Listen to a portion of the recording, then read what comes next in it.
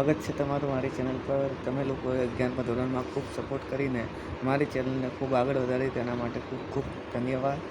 એ જ રીતે હવે આપણે આજથી 12મા ધોરણના અકાઉન્ટ, સ્ટેટ, ઇકો, બીએ એટલે કે 12મા ધોરણના કોમર્સના દરેક વિષયના બ્લુપ્રિન્ટ અને ચેપ્ટર વાઇઝ દાખલાની શરૂઆત કરવા જઈએ. આજે શરૂઆત કરીએ છીએ આપણે આંકડાશાસ્ત્ર વિશે એટલે કે સ્ટેટ એની બ્લુપ્રિન્ટની આજે આપણે ચર્ચા કરીશું. બરાબર. આંકડાશાસ્ત્ર વિષયમાં તમને 2 ભાગમાં આવશે. જેમ 11મા ધોરણમાં માત્ર એક જ ભાગ હતો, એ રીતે આમાં 2 ભાગમાં આંકડાશાસ્ત્રની તમને બુક જોવા મળશે. પહેલા ભાગમાં તમને કુલ ટોટલ 4 ચેપ્ટર જોવા મળશે, બીજા ભાગમાં તમને 5 ચેપ્ટર જોવા મળશે. બરાબર.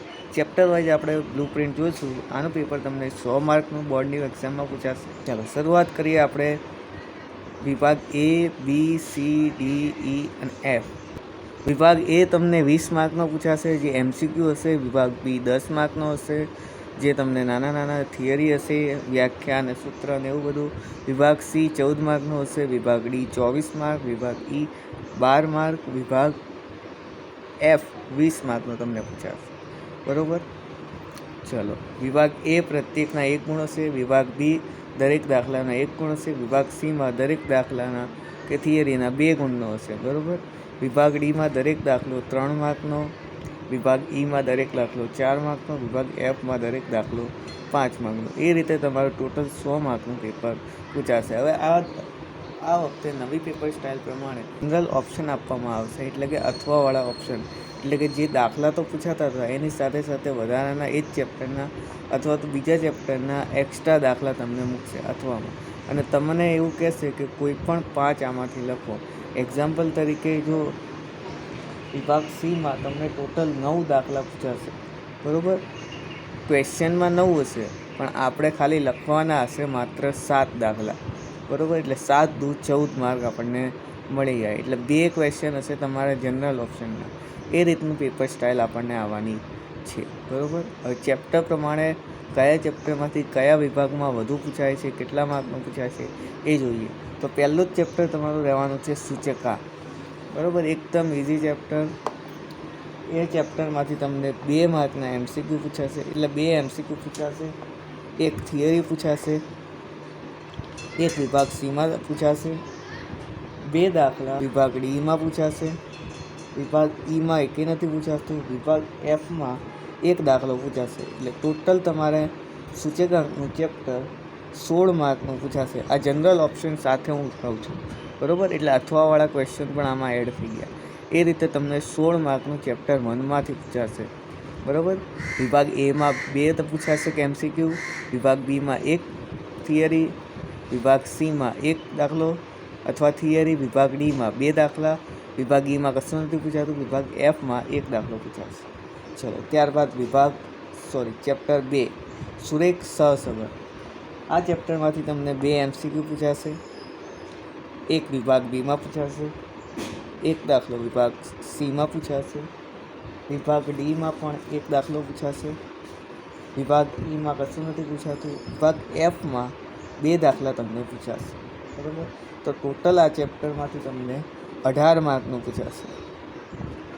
બરાબર. ત્યારબાદ ચેપ્ટર નંબર 3 સુરેખ નિયત સંબંધ. એમાંથી 2 MCQ પૂછાશે. વિભાગ A 1 માર્કનો વિભાગ Bમાં પૂછાશે, 1 માર્કનો વિભાગ C. એટલે આ માર્ક નથી. બરાબર. આ ક્વેશ્ચન છે. 1 ક્વેશ્ચન, 2 ક્વેશ્ચન, એ રીતે ક્વેશ્ચન છે. વિભાગ Cમાં 1 ક્વેશ્ચન પૂછાશે. વિભાગ Dમાં 1 ક્વેશ્ચન પૂછાશે. વિભાગ Eમાં નથી પૂછાતું. વિભાગ Fમાં પણ 1 ક્વેશ્ચન પૂછાશે.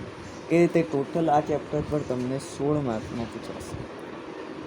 ત્યારબાદ ચોથું ચેપ્ટર સામાયિક શ્રેણી. એમાં 2 ક્વેશ્ચન વિભાગ Aમાં. વિભાગ Bમાં 1 ક્વેશ્ચન. વિભાગ Cમાં 1 ક્વેશ્ચન. વિભાગ Dમાં 1 ક્વેશ્ચન. વિભાગ Eમાં આમાં પણ નથી પૂછાતું. વિભાગ Fમાં આના પણ 2 ક્વેશ્ચન. એટલે આ ચેપ્ટર પર ટોટલ 18 માર્કમાં તમને પૂછાશે. બરાબર. એટલે માત્ર વિભાગ A જ તમને 68 માર્કનો થઈ ગયો જનરલ ઓપ્શન સાથે. બરાબર. 68 માર્કનો માત્ર વિભાગ A જ થઈ ગયો સ્ટેટ આંકડાશાસ્ત્ર વિષયમાં. પહેલું ચેપ્ટર 16 માર્ક, બીજું ચેપ્ટર 18 માર્ક, ત્રીજું 16 માર્ક, ચોથું 18 માર્ક. પહેલો જ ભાગ ખાલી તૈયાર કરો તો પણ આરામથી તમારે કોઈને એવી ઈચ્છા હોય કે ખાલી મારે પાસ જ થવું છે તો આરામથી પાસ થઈ જાય, બરાબર. પણ આપણે ખાલી પાસ થવાનું નથી, સારા ટકે પાસ થવાનું છે, બરાબર. એટલે વિભાગ એ જનરલ ઓપ્શન સાથે, ફરીથી કહું છું, આ જનરલ ઓપ્શન સાથે 68 માર્કનું, એટલે એમાં અથવાના પણ આન્સર ક્વેશ્ચન આવી ગયા. ત્યારબાદ ભાગ 2માં આપણે જોઈએ. પહેલું જ ચેપ્ટર છે તમારે સંભાવના, બરાબર. સંભાવના તો તમે અત્યાર સુધી ભણી આવ્યા હશો, એ રીતના જ દાખલા આવવાના છે. ચલો, વિભાગ એમાં 2 ક્વેશ્ચન આવશે, વિભાગ બીમાં 1 ક્વેશ્ચન આવશે, વિભાગ સીમાં 1 ક્વેશ્ચન આવશે, વિભાગ ડીમાં 3 ક્વેશ્ચન આવશે, બરાબર. ઈ અને એફમાં 1 પણ ક્વેશ્ચન નથી આવતું. તો ટોટલ આપણું સંભાવના ચેપ્ટર 14 માર્કનું ગણાશે. કેટલું થશે? 14 માર્ક, જે આપણે 10મા ધોરણમાં પણ શીખી આવ્યા. ત્યારબાદ ચેપ્ટર નંબર 2, ભાગ 2નું યાદચ્છિક ચલ અને સતત સંભાવના વિતરણ. એ ચેપ્ટરમાંથી તમને 3 MCQ પૂછાશે. 1 વિભાગ બીમાં પૂછાશે, 1 ક્વેશ્ચન વિભાગ સીમાં પૂછાશે અને 2 ક્વેશ્ચન વિભાગ ડીના પૂછાશે.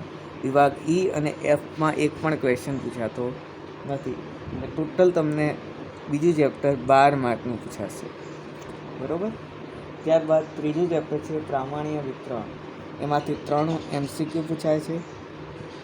2 વિભાગ બીમાં પૂછાય છે, 2 ક્વેશ્ચન. વિભાગ સીમાં 1 પણ ક્વેશ્ચન નથી, વિભાગ ડીમાં પણ 1 પણ ક્વેશ્ચન નથી. વિભાગ ઈમાં 2 ક્વેશ્ચન પૂછાશે જનરલ ઓપ્શન સાથે, બરાબર, એટલે કે અથવાવાળા સાથે. એફમાં 1 પણ નથી પૂછાતું. એટલે ટોટલ તમને ત્રીજું ચેપ્ટર 13 માર્કનું પૂછાશે, બરાબર. ત્યારબાદ આગળ વધીએ. ચોથું ચેપ્ટર છે લક્ષ્ય. લક્ષ્ય ચેપ્ટરમાંથી 2 MCQ પૂછાય છે. 1 વિભાગ બીમાં પૂછાય છે, ત્યારબાદ 2 વિભાગ સીમાં પૂછાય છે, વિભાગ ડીમાં 1 ક્વેશ્ચન પૂછાય છે, વિભાગ ઈમાં પણ 1 ક્વેશ્ચન પૂછાય છે, એફમાં ક્વેશ્ચન નથી પૂછાતો. એટલે ટોટલ આ ચેપ્ટર થાય છે 14 માર્ક, બરાબર. ત્યારબાદ છેલ્લું ચેપ્ટર છે આપણું 5મું, વિકલન.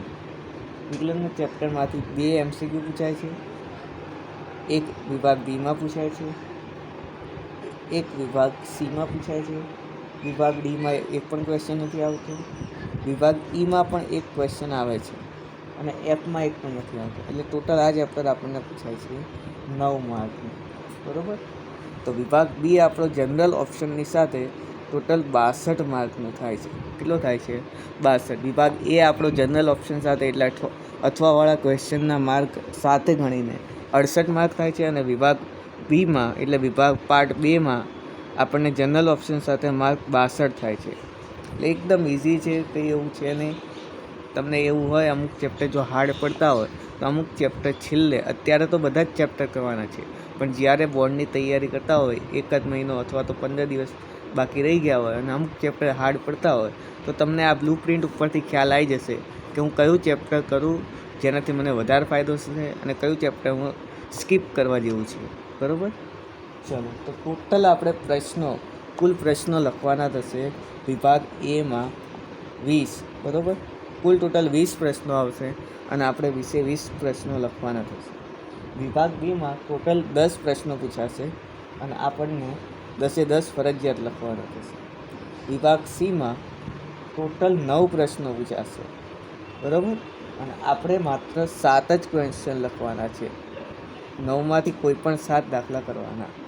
ત્યારબાદ વિભાગ ડીમાં 12 દાખલા પૂછાશે, બરાબર, પણ 12માંથી આપણે માત્ર 8 જ દાખલા ગણવાના છે, કોઈ પણ 8 દાખલા.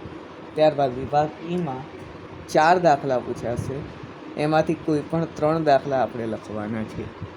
વિભાગ એફમાં 6 દાખલા પૂછાશે અને આપણે માત્ર 4 જ દાખલા કરવાના છે, બરાબર.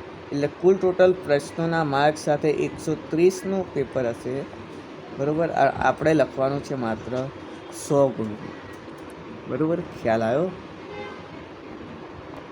ત્યારબાદ અહીંયા ફરીથી હું લખી દઉં છું, કુલ પાસ માટેના માર્ક 33 રહેશે, બરાબર. અહીંયા 10મા ધોરણમાં તમારે 26 માર્કે પાસ થતા હતા ને, એ 80 માર્કનું પેપર હતું, પણ 12મા ધોરણમાં તમારે હવે 100 માર્કનું પેપર આવશે. એટલે તમારે 33 માર્ક ફરજિયાત લાવવા પડશે, તો જ તમે પાસમાં હશો. બરાબર? જો વિડીયો ગમ્યો હોય તો લાઈક કરો, શેર કરો તમારા મિત્રો સાથે. અને બીજા પણ બ્લુ પ્રિન્ટ જલ્દીથી આવી રહી છે, અને સ્ટેટ અને અકાઉન્ટના ચેપ્ટરના પણ વિડીયો આવી રહ્યા છે. તેના માટે તમારી ચેનલ સબસ્ક્રાઈબ કરવી, તમારા મિત્રોને શેર કરો. અને જેવો સપોર્ટ તમે મને 11મા ધોરણના વિડીયોમાં આપ્યો છે, એવો જ આશા રાખું છું કે તમે 12મા ધોરણના વિડીયોમાં પણ આપશો. અને 10મા ધોરણના પણ વિડીયો આવી રહ્યા છે, 9મા ધોરણના પણ આવી રહ્યા છે. એટલે બીજા ધોરણના છોકરાઓ, સ્ટુડન્ટો ચિંતા ન કરવાની કોઈ જરૂરત નથી. બધા જ ધોરણના આપણે વિડીયો ટૂંક સમયમાં આવી જશે. બરાબર? તો નેક્સ્ટ વિડીયો આપણે હશે અકાઉન્ટની બ્લુ પ્રિન્ટ.